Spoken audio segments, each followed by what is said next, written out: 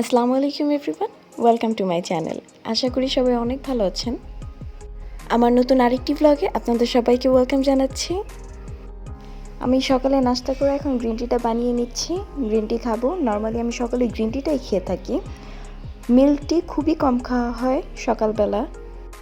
Green tea খাওয়া শেষে আমি গাছ লাগিয়ে নেব। আমি নতুন দুটো গাছ কিনেছি। দুটোই খুবই সুন্দর, একটা খুবই উপকারী। যেটা বড়টা দেখছেন সেটা হচ্ছে থাই পাতা গাছ। আমরা যে থাই স্যুপ বা স্যুপের মধ্যে যে পাতাগুলো দেওয়া হয় সেই পাতার গাছটা, এটাকে বলা হয় থাই পাতা বা লেমন গ্রাস। এটা খুবই উপকারী।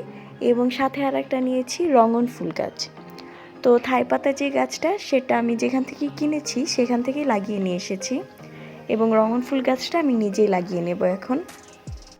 এই রঙন ফুল গাছটা হালকা রোদের মধ্যেও রাখতে হয়, রোদে না রাখলে আবার গাছটা মরে যাবে।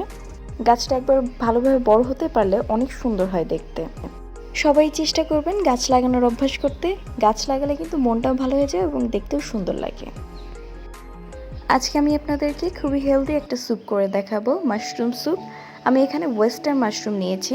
আমি হাফ কেজির মতন মাশরুম কিনেছি, কারণ একবারে অনেক বেশি কিনলে নষ্ট হয়ে যাওয়ার চান্সেস থাকে। তো আমি এখন এখান থেকে 1 প্যাকেট মাশরুম ভালোভাবে ধুয়ে নিব। যদিও মাশরুম ক্লিন থাকে একদম, তবুও ভালোভাবে ধুয়ে নেওয়ার চেষ্টা করবেন।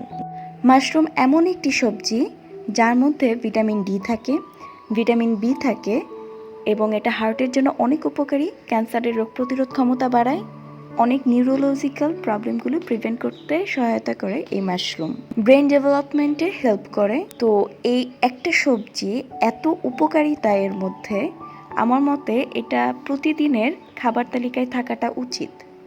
আমি মাশরুমগুলোকে হালকা ভাপ দিয়ে নিয়েছি, একদম লো হিটে রেখে আমি 5 থেকে 10 মিনিটের মতন এটাকে ভাপ দিয়ে নিয়েছি।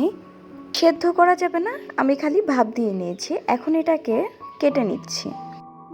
বাংলাদেশে মাশরুমটা এখন অ্যাভেলেবেল পাওয়া যায়, তো সবাই চেষ্টা করবেন মাশরুমটাকে প্রতিদিন খাওয়ার। আমি সবগুলো এভাবে কেটে নিয়েছি। এভাবে কেটেও আমি আরও 2 বার ধুয়ে নিয়েছি ভালোভাবে। আমি একটা ফ্রাই প্যানে 2 টেবিল চামচের মতো তেল নিয়েছি, আপনারা চাইলে বাটারও ইউজ করতে পারেন। সাথে দিয়ে দিচ্ছি 2 টেবিল চামচ সয়া সস এবং 1 চা চামচ ফিশ সস। আপনারা চাইলে এখানে যে কোনো সবজি ব্যবহার করতে পারেন। আমি বরবটিটা দিয়ে দিচ্ছি এবং 2-3টা থাই পাতা দিয়ে দিচ্ছি। আমি এটাকে খুব ভালোভাবে কিছু টাইম ভেজে নিয়েছি। এই পর্যায়ে পরিমাণ মতো লবণ দিয়ে দিবেন, এবং আমি এখানে গরম মশলা দিয়ে দিচ্ছি, সাথে সাদা গোলমরিচের গুঁড়া দিয়ে দিচ্ছি। এখন আমি পরিমাণ মতো পানি দিয়েছি। আমি এখানে 5 কাপের মতন পানি দিয়েছি। আমি পানিটাকে কিছু টাইম ভালোভাবে জাল করে নিয়েছি। তারপর আমি এখানে 2 টেবিল চামচ কর্নফ্লাওয়ার 1 টেবিল চামচ পানির মধ্যে গুলিয়ে মিক্সড করে দেব। আমি একটি ডিম ফেটে এখানে দিয়ে দিচ্ছি। ডিমটাকে দিতে হবে আর নাড়তে থাকতে হবে। আজকে এই স্যুপে আমি চিকেন স্টক ইউজ করিনি, যদিও আমার ফ্রিজের চিকেন স্টকটা রেডি ছিল, কিন্তু তাও আমি ইউজ করতে ভুলে গিয়েছি। আপনারা চেষ্টা করবেন চিকেন স্টক ইউজ করার, আর যদি না থাকে তাহলে তো আমি যেভাবে দেখিয়ে দিচ্ছি এভাবেই রান্না করতে পারবেন। টেস্টটা বাড়ানোর জন্য আমি এখানে ধনিয়া পাতা দিয়েছি এবং চিলি অয়েল দিয়েছি 2 চা চামচ, সাথে 1 টেবিল চামচ লেবুর রস দিয়েছি। আমার স্যুপটা হয়ে গিয়েছে। আপনারা নামানোর পূর্বে ঝাল লবণ সবকিছু চেক করে নেবেন, তারপর কিছু টাইম রেখে নামিয়ে ফেলবেন। গরম গরমে এই স্যুপটা সার্ভ করবেন। খেতে কিন্তু অনেক বেশি মজা। যারা এখনও মাশরুম খাননি তারা অবশ্যই টেস্ট করে দেখবেন, আপনাদের কাছে অনেক ভালো লাগবে। বিকেল হয়ে গিয়েছে, আজকে আমি অনেক ব্যস্ত হয়ে আছি। একটা কেকের অর্ডার পেয়েছি, সেটা আমার এখনই কমপ্লিট করতে হবে, কারণ কেকের অর্ডারটাও বড় এবং একটু কাজের। আজকে যে কেকটা পেয়েছি এটা হচ্ছে থিম কেক। তো থিম কেকটা স্বাভাবিক একটু সময় নিয়ে করতে হয়।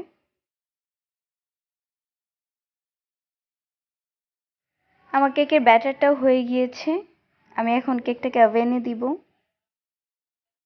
আমি আসলে আজকে পুরোটা ভিডিও করতে পারিনি, খুব তাড়াতাড়ির মধ্যে কাজ করেছি, তো মাঝে সাঝে একটু ভিডিও করে নিয়েছি। আজকের আমার কেকটা সিন্ডারেলা থিম কেক, তো সেটার জন্য আমি সিন্ডারেলার যে ড্রেসটা সেটা করে নিচ্ছি এখন। ড্রেসটা হবে ফন্ডেন্টের, তো সেটা আমি এখন ড্রেসের আকারে কেটে নিচ্ছি।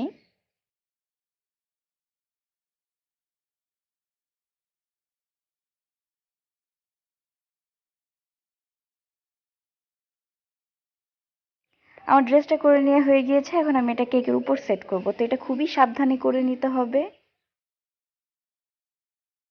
আমার এই সুন্দর কেকটা কিন্তু রেডি হয়ে গিয়েছে। এই কেকটা সামনাসামনি আরো বেশি সুন্দর লেগেছে দেখতে।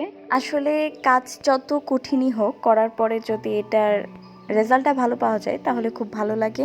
এবং এই কেকের খুব ভালো রিভিউ পেয়েছি আমি, অনেক প্রশংসা করেছে আমার কাস্টমার। সন্ধ্যার চাটা আমি এখন খেয়ে নেব। আজকের ব্লগটা এখানে শেষ করছি। আশা করি আপনাদের ভালো লেগেছে। ভালো লাগলে আমার চ্যানেলটাকে সাবস্ক্রাইব করবেন এবং আমাকে কমেন্ট করে জানাবেন। ভিডিওতে একটা লাইক দিবেন। ভালো থাকবেন সবাই, দোয়া করবেন আমার জন্য। আল্লাহ হাফেজ।